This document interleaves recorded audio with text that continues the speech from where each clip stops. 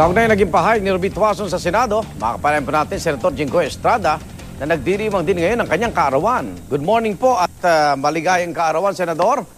Good morning, Igan, at sa lahat ng nanonood. Good morning po. Okay, at yung pangalan niyo po ay nadadawit kay Matt Ranillo III. Siya raw po ang pumipirma sa ilang vouchers ninyo. Nagkausap na ho ba kayo ni Matt, Senador?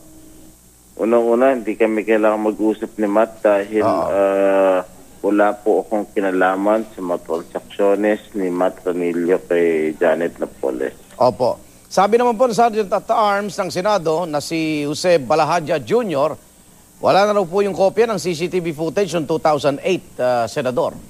Yun ang very, very unfortunate na nangyari dahil bago po ako humiling ng CCTV footages, ang sinabi sa akin ni Gerald Balahadja, meron nga sila nakastore within years. Opo. During the last 10 years. Pero mukhang wala na yata eh. So talagang sayang yun. Sabi niyo po, ang dinadala ni Ruby Tuason sa Senado ay pagkain. Ang tanong ng ilan, bakit kailan dumaan siya sa ibang entrance at sunduin pa raw ng inyong staff? Ano bang... Hindi ko maintindihan nga doon dahil usually naman talaga pag dumarating yan, ayaw kasi yan magpa-check ng mga bag, kaya pinasusundo ko na lang yan sa driver ko at sa 8 ko. Okay. Pero talaga, usually, ang dala-dala niyan, 2 tray na sandwich. Para may merienda sa opisina. Opo. At bagamat itinatanggi niyo yung akusasyon ni Miss Tuason, mukhang ang DOJ, si Senator TG Ginggona, si Senator Miriam Santiago, kumbinsido sa testimonya ni Tita Rubinho.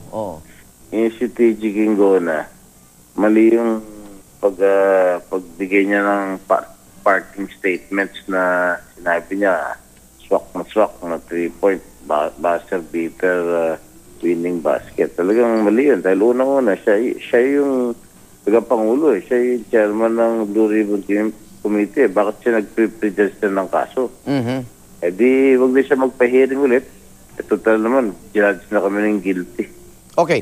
Sabi ni Senador Trillanes, mukhang tila lumalabas daw si Ruby Tuason, ang nagpalabas daw dyan si Senador Enrile para daw siya ay maabsuelto. At anong basa nyo sa ganong...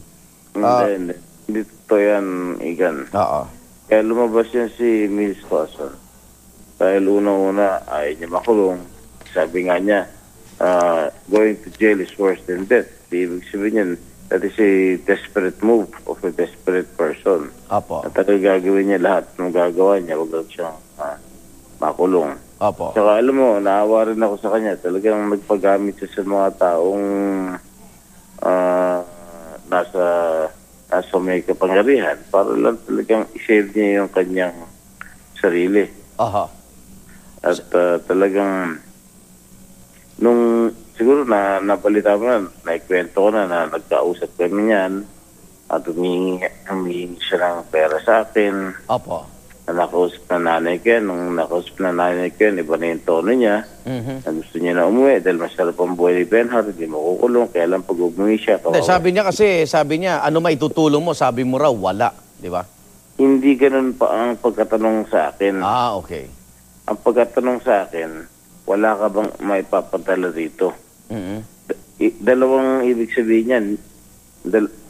Hindi yung may tutulong po. Hindi ganun ang pagkakasabi niya. Okay. Ibig sabihin sa padadala mo, kung meron ka padadala, di pera yun. Alam naman sandwich yun. Okay. So sa kabila nito, kamusta ang birthday mo? Okay lang. Okay. Maraming salamat po, Senator Jinggoy Estrada. Salamat, Igan.